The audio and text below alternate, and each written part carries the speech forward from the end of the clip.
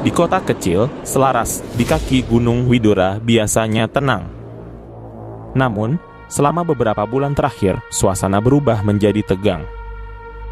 Warga mulai resah oleh tindakan oknum polisi yang sering kali kerap memeras, melindungi bandar narkoba, dan menyalahgunakan kekuasaannya.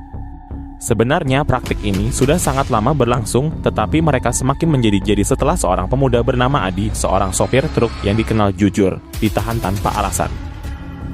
Kala itu, Adi baru saja mengantar hasil bumi ke kota sebelah. Ketika di sebuah pos, polisi tiba-tiba menghentikannya. Di sana, seorang polisi bertubuh besar dengan perut buncit bernama Ibtu Riko sebagai nama samaran memeriksa surat-suratnya. Surat ini kedaluarsa. Kalau tidak mau kami tahan, bayar denda 5 juta sekarang. Bentak Riko. Adi kebingungan. Padahal surat-suratnya lengkap, tetapi dia tak punya pilihan selain menyerahkan uang hasil jerih payahnya itu. Setelah dilepas, Adi pulang dengan hati yang kesal. Kejadian ini menjadi buah bibir di warung-warung dan pasar.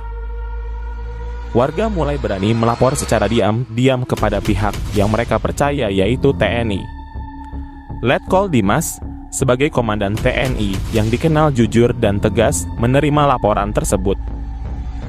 Kalau benar mereka menyalahgunakan kekuasaan, kita tidak bisa tinggal diam, ujar Dimas kepada Kapten 5 tangan kanannya.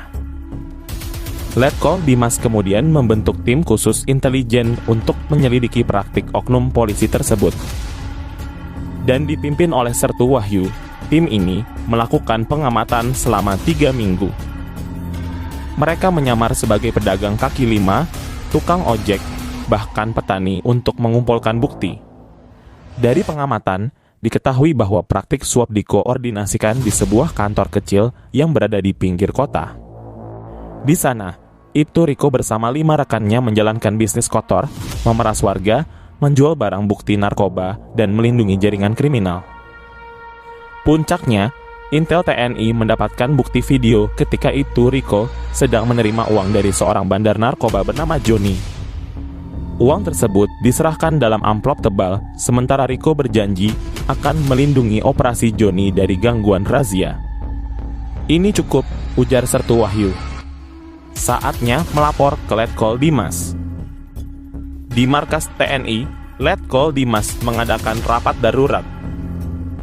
Ia menjelaskan detail hasil penyelidikan kepada timnya. Kita akan bertindak tegas. Tidak ada ruang untuk korupsi dan pengkhianatan terhadap negara, katanya. Operasi ini diberi nama sandi Operasi Keadilan. Letkol Dimas memutuskan serangan dilakukan pada dini hari agar tak memberi kesempatan kepada para pelaku untuk kabur atau menghancurkan bukti. Pastikan semuanya berjalan tanpa celah.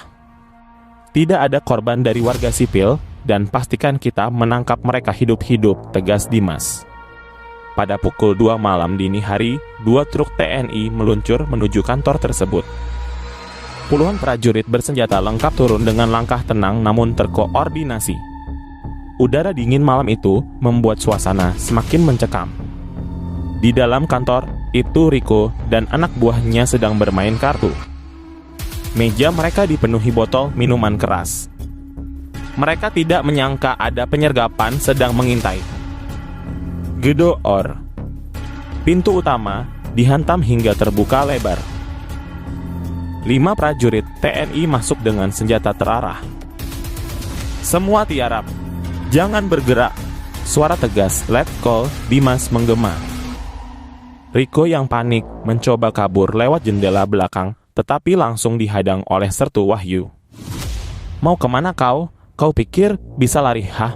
Ujar Wahyu sambil menekankan laras senjata ke dada Riko.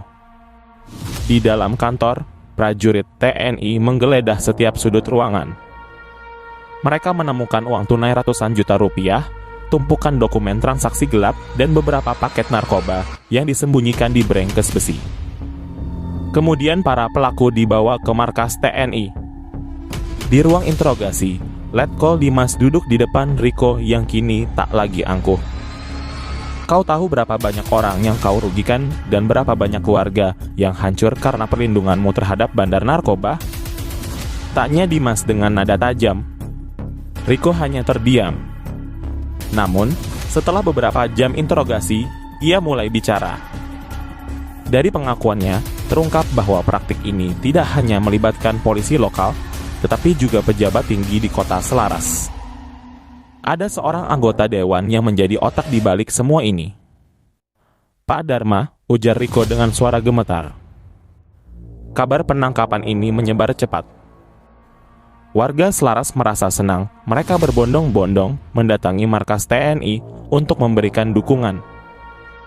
Namun, tidak semua pihak senang. Pak Dharma, sebagai pejabat yang disebut-sebut terlibat, mencoba menggunakan pengaruhnya untuk menghentikan penyelidikan. Ia bahkan mengirim orang untuk mengancam keluarga Letkol Dimas. Tuan Dimas, berhenti sekarang atau Anda akan menyesal, ancam seseorang lewat telepon anonim. Namun Dimas tidak gentar. Keadilan tidak bisa dibeli. Kau salah pilih lawan, ujarnya dengan dingin sebelum menutup telepon. Dengan berbekal pengakuan Riko, TNI bekerja sama dengan KPK untuk menangkap Pak Dharma. Operasi ini berlangsung selama 3 hari dengan pengamanan ketat dari TNI.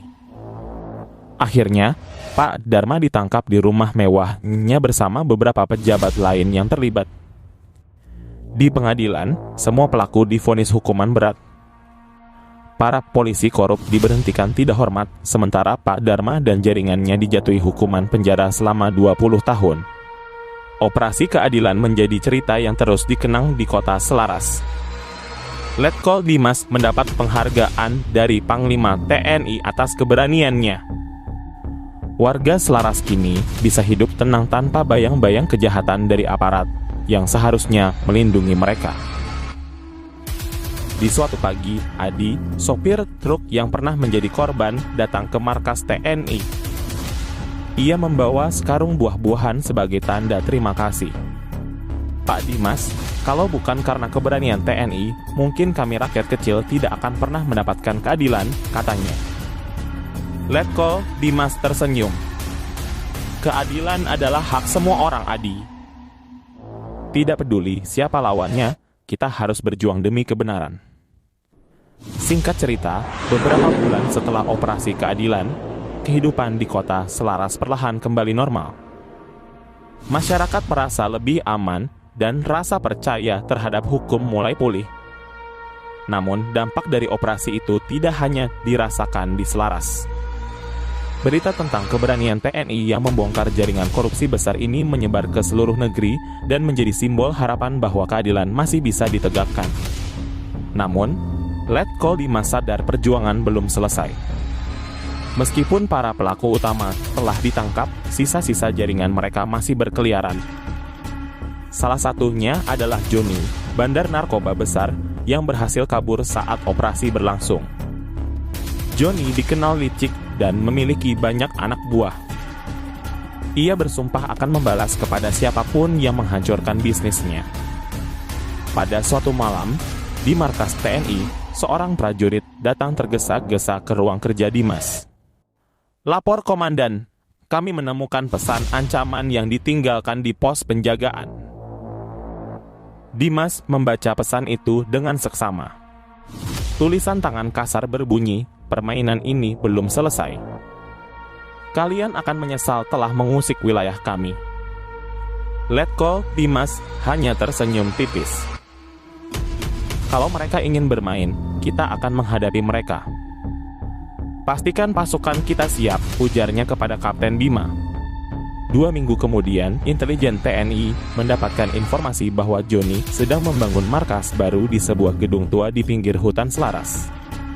Di sana, ia mengumpulkan anak buahnya dan menyelundupkan narkoba dalam jumlah besar. Operasi lanjutan pun direncanakan. Namun, kali ini Dimas tahu musuhnya lebih terorganisir dan bersenjata lengkap. Ia memutuskan untuk bekerja sama dengan kepolisian yang kini sudah dipimpin oleh Kapolres baru yang bersih, AKBP Hendra.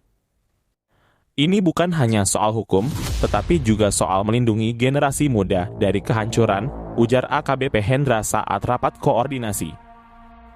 Operasi besar-besaran pun dilakukan. TNI dan polisi mengepung gedung tersebut pada malam hari. Perlawanan sengit terjadi. Anak buah Johnny yang bersenjata berat mencoba melawan, tetapi mereka tak mampu melawan strategi dan disiplin pasukan gabungan. Johnny akhirnya tertangkap setelah mencoba kabur menggunakan kendaraan. Dalam interogasi, ia mengakui telah menyelundupkan narkoba ke berbagai wilayah selama bertahun-tahun. Setelah penangkapan Johnny, Letkol Dimas berbicara di hadapan masyarakat selaras dalam sebuah acara penghargaan yang digelar oleh pemerintah setempat. Keadilan bukan hanya tugas aparat. Ini adalah tanggung jawab kita bersama. Selama ada yang berani melawan ketidakadilan, saya yakin negeri ini akan menjadi tempat yang lebih baik, ucapnya dengan suara lantang. Masyarakat memberikan tepuk tangan panjang. Di barisan depan, Adi dan keluarganya berdiri, wajah mereka dipenuhi rasa syukur. Pesan moral dari kisah ini mengingatkan bahwa keadilan adalah hak semua orang. Dalam menghadapi korupsi dan kejahatan, keberanian dan kerjasama antara masyarakat dan aparat sangat penting. Perjuangan tidak selalu mudah, tetapi setiap langkah kecil menuju kebenaran adalah kemenangan besar bagi kita semua.